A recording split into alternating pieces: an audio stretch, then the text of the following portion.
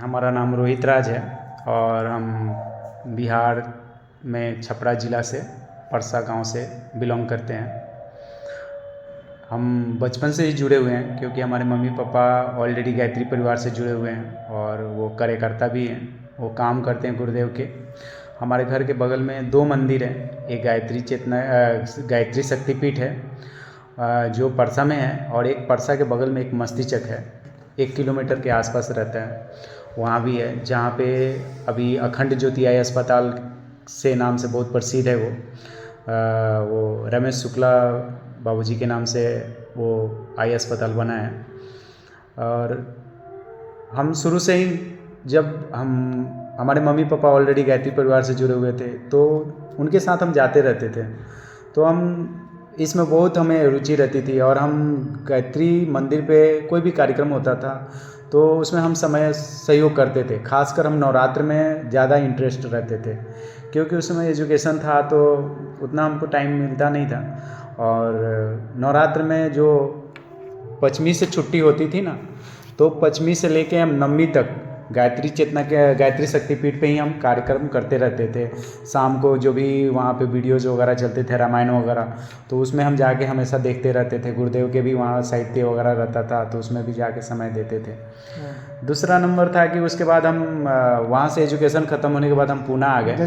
जैसे आप मस्तिचक में जाते थे, हाँ, तो वहाँ पर जो कई सारी गतिविधियाँ चलती हैं, ज़्यादातर वो महिला उस समय उतना गतिविधियाँ नहीं चलती थी जब हम छोटा सा ही मंदिर था वो। छोटा सा एक मंदिर था और आज की डेट में वो मंदिर नहीं, आज की डेट में वो आई अस्पताल होने की वजह से बहुत बड़ा विस्तार उसका हो चुका है। और जब रमेश शुक्ला जी बाबा जो थे तो उस समय उन्होंने एक मंदिर में ही छोटा सा एक स्थान रखा था, आई अस्पताल मतलब आई जांच के लिए एक छोटा सा कमरा रखा था। उसकी मात्र पर्ची के लिए 1 रुपया लगती थी, धीरे धीरे 5 रुपया हुई, फिर 10 रुपया हुई। आज उस संस्था को बहुत बड़ा एक हॉस्पिटल के रूप में मिल गया है और वहाँ पे आज के डेट में गुरुदेव का विश्व में सबसे बड़ा स्टैचू रखा हुआ है। विश्व में सिर्फ गुरुदेव का, ऐसा नहीं है, ये स्टैचू तो बहुत लंबे बड़े बड़े हैं, लेकिन गुरुदेव के विश्व में सबसे बड़ा स्टैचू हमारे परसा में मस्तिचक में वो स्टैचू है गुरुदेव का। और वहाँ पे आज के डेट में जांच का बहुत बड़ा केंद्र भी बन गया है। उसके बाद हम वहाँ से जब हमारी पढ़ाई ख़त्म हुई तो हम पुणे आ गए। पुणे में हम 2015 में आए थे।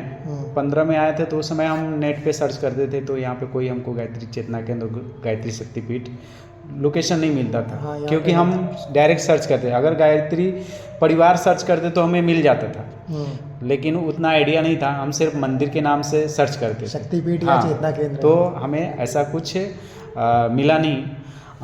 फिर जब हम यहाँ पे काम करते थे और हमारे बड़े भाई जो थे वो DSBB में B.Ed की पढ़ाई करते थे। अच्छा। तो उनके तरफ से हमेशा हमको कॉल आता था, चाहे मार्गदर्शन मिलता था कि रोहित तो वहाँ पे तुम समय दो, वहाँ पे है गायत्री चेतना केंद्र। तो उस समय नहीं था। जब 2018 में ये चीज़ बनी तो हमें ये आइडिया नहीं था। और गुरुदेव लोग बोलते हैं कि जब तक गुरुदेव नहीं बुलाते तब तक आप शांति कुंज जा नहीं सकते हैं। हमने 22 साल की उम्र तक शांति कुंज नहीं गया था। अच्छा। हाँ, जब लॉकडाउन लगा तो लॉकडाउन लगने के पहले फॉर्म निकला था DSBB का, तो उसमें बहुत सारे डिपार्टमेंट का फॉर्म निकला था, योगा डिपार्टमेंट का। तो हम मेरे बड़े भाई वहाँ से B.Ed भी किए हुए हैं और डिप्लोमा योगा भी किए हुए हैं। तो उन्होंने बताया कि रोहित लॉकडाउन लग रहा है तो तुम घर पे बैठ के क्या करोगे, एक काम करो, तुम योगा का एक कोर्स कर लो DSBB से। तो मैंने फॉर्म भर दिया। फॉर्म भरने के बाद मेरा इंटरव्यू हुआ ऑनलाइन, उसके बाद मेरा सिलेक्शन हुआ। फिर पूरा ज़्यादा जब कोरोना बढ़ गया तो पता चला कि सभी बच्चे को ऑनलाइन कोर्सेज होंगे, यहाँ से ऑनलाइन क्लासेज होंगे, तो हमने ऑनलाइन क्लासेस भी किया। फिर हम लोग जब सुने कि ऐसा DSBB में गुरुकुलम की भांति वहाँ दिनचर्या है, वहाँ ऐसे रहा जाता है और मतलब वहाँ सुबह में उठना 4 बजे और शाम को सूरज ढलने तक खाना खा लेना और 8 बजे तक अपने निंद्रा के लिए चला जाना, मतलब ऐसे ऐसे हमने सुना था। तो हमें भी इच्छा हुआ कि हमें भी DSBB में जाना है और वहाँ के दिनचर्या में रहना है, वहाँ के रूल रेगुलेशन देखना है। तो हम ही सभी बच्चों ने मिलकर और चिन्मय भैया को लेटर एक लिखा HOD के मार्गदर्शन के द्वारा कि आप लोग एक बार चिन्मय भैया को लेटर लिखिए और उनके अगर अप्रूवल होता है तो फिर आप लोग को आने की यहाँ अनुमति मिलेगी 15 दिन 1 महीना के लिए। फिर हमने वैसा हम सभी बच्चों ने एक लेटर लिखा और हमें चिन्मय भैया की तरफ से अप्रूवल मिला कि ठीक है जो बच्चे कोर्स कर रहे हैं उनको यहाँ लाया जाए। हमने वहाँ गया, वहाँ का वातावरण बहुत अच्छा लगा, हमने वहाँ का दिनचर्या बहुत अच्छा लगा। वहाँ पे जो DSBB में महाकाल का है वो हमने वहाँ पे बहुत अच्छा देखा, वहाँ पे अनुभव अच्छा किया, नाद योग का अनुभव बहुत अच्छा लिया। फिर हमने जो समय दान देने के लिए सोचा वहाँ पे, क्योंकि हमारा जब कोर्स ख़त्म हुआ तो हम सोचे समय दान देने के लिए। वहाँ की जो कल्चर थी, वहाँ की जो दिनचर्या थी, उससे हम बहुत प्रभावित हुए और हमें अंदर बहुत बदलाव आया। तो हमने सोचा समय दान देने के लिए, और समय दान देने के लिए मैं जब शांति कुंज में आया तो वहाँ पे जॉन वाइज ऑफिस था। तो हमने महाराष्ट्र से गया था, इसलिए हमने महाराष्ट्र का ऑफिस में गया और वहाँ पे देखा कि लिखा हुआ था महाराष्ट्र। तो वहाँ अंदर गया तो एक भैया थे जो हैप्पी सिंह नाम था उनका, फिर वो हैप्पी शर्मा था उनका नाम। तो उनसे हम बात किए तो उन्होंने पूछा कि तुम यहाँ पे समय दान देना क्यों चाहते हो, उन्होंने क्वेश्चन किया हमसे। तो हमने बोला कि यहाँ के कल्चर बहुत अच्छा लगा, यहाँ के दिनचर्या बहुत अच्छा लगा, यहाँ मतलब रह के हमें इतना पॉजिटिव चीज़ें मिल रही है DSBB में रह के। हाँ, DSBB में रह के कि हमको बहुत अच्छा लग रहा है। हम सोच रहे, तो उन्होंने बोला कि तुम क्या एजुकेशन किए हो, तो हमने बोला BBA किए हैं और ऑलरेडी हम जॉब कर रहे थे।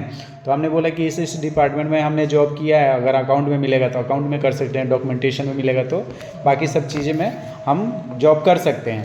तो उन्होंने बोला कि तुम पुणे में रह के भी जॉब कर सकते हो, ऐसे उन्होंने क्वेश्चन किया। तो मैं बोला कि पुणे में तो कोई संस्था नहीं है अपना। तो उन्होंने बोला कि नहीं, पुणे में है, वहाँ पे गायत्री चेतना केंद्र है, वाघोली में है। तो हमने बोला कि वाघोली तो हमारे घर से ज़्यादा दूर नहीं है, 25 किलोमीटर के रेंज में आता है। तो फिर वहाँ से हमको एक यहाँ पे एक भैया हैं जो पूरा युवा टीम को संभालते हैं, उनका नाम आदरणीय रोहित भैया जी हैं। उन्होंने ऐसे बताया और उनका नंबर दिया। जब हम फिर पूना में आए और रोहित भैया को कॉल किए, फिर हमको यहाँ पे मार्गदर्शन मिला और फिर उनके द्वारा हम 2022 से अभी तक हर कार्यक्रम में अपना पूरा सहयोग देने के लिए तत्पर रहते हैं। क्षेत्र में कहीं भी कार्यक्रम हो, खंड जप हो, 5 कुंडीय यज्ञ हो, 9 कुंडीय यज्ञ हो, या कोई भी कार्यक्रम हो, गुरुदेव के प्रति कोई भी कार्यक्रम हो, हमारे चेतना के द्वारा जो भी कार्यक्रम हो, हम वहाँ पे हमेशा सोचते हैं कि हमारी अहम भूमिका हो और वहाँ पे हमारा पूरा कार्यक्रम हो और हम उस कार्यक्रम में अपना सहयोग देते रहें। ये यहाँ तक हमने बहुत अच्छा से करते आ रहे हैं और पुणे में कहीं भी रहता है, चाहे हमारे चेतना केंद्र का कहीं भी कार्यक्रम रहे, हम वहाँ पे अपना पूरा सहयोग अभी दे रहे हैं और आगे भी देने के लिए तत्पर हैं। गुरुदेव के मतलब गुरुदेव ने आपकी हेल्प की हो या फिर कुछ आपका अनुभव हो उससे रिलेटेड, तो वो शेयर कर सकते हैं। गुरुदेव के प्रति देखिए, पहला नंबर की हमारा एक 2023 में यज्ञ होने वाला था, मुंबई अश्वमेध यज्ञ में। तो उसमें हमने मन में संकल्प लिया था, क्योंकि जब भूमि पूजन हुआ था तो भूमि पूजन में हम गए थे वहाँ पे, और हम अपने आजू बाजू से 2 आदमी को भी लेके गए थे जिनके साथ हम रहते हैं। हम गायत्री बर्मा जुड़ गए, पुणे से जुड़े हुए थे? हाँ, नहीं, वो जुड़े हुए नहीं थे, लेकिन हमने उनको लेके गया था। मतलब आप जुड़े हुए थे? हाँ, हम जुड़े हुए थे टीम के साथ। तो हम जब भूमि पूजन हुआ था तो हम अपने पैसे से खुद उनको, जिनके साथ रहते थे उनको खुद हम लेके गए थे, और भूमि पूजन हुआ था तो मन में ऐसा संकल्प हमने लिया था कि जब यहाँ पे आगे का जब कार्यक्रम होगा तो हम 10 दिन का यहाँ पे समय दान देंगे। हाँ, और समय दान देने के लिए हमने संकल्प ले लिया था। तो जब इसकी डेट निकली कि इतने तारीख से इतने तारीख तक यहाँ पे अश्वमेध यज्ञ होने वाली है, जब डेट फाइनल हो गई तो हमने कंपनी में छुट्टी मांगा, जिसके वजह से हमको छुट्टी नहीं मिला, क्योंकि कंपनी में जो हम पर्सन थे काम करने वाले, हमारे ना आगे कोई जूनियर था और ना पीछे कोई, मतलब कोई जूनियर ना सीनियर कोई नहीं था, बैकअप नहीं था। तो टोटल काम हम ही करते थे। तो मतलब कंपनी में हमने ऑलरेडी 3 महीना पहले ही बोल दिया कि हमें 10 दिन की छुट्टी चाहिए और असोमेघ में जाना है हमको। और उस समय भी हमारा एग्ज़ाम का एक डेट फाइनल नहीं हुआ था, फिर भी हमने बोल के रखा था कि हमको असोमेघ में जाना है, 10 दिन की छुट्टी चाहिए। तो उन्होंने डायरेक्ट मना कर दिया कि नहीं, तुम 10 दिन की छुट्टी आपको मिल नहीं सकती है, और छुट्टी हमारे पास बहुत बैलेंस था। तो हमने घर पे आया और रात को मैंने गुरुदेव से प्रार्थना किया और बात किया, मन में ही बात किया।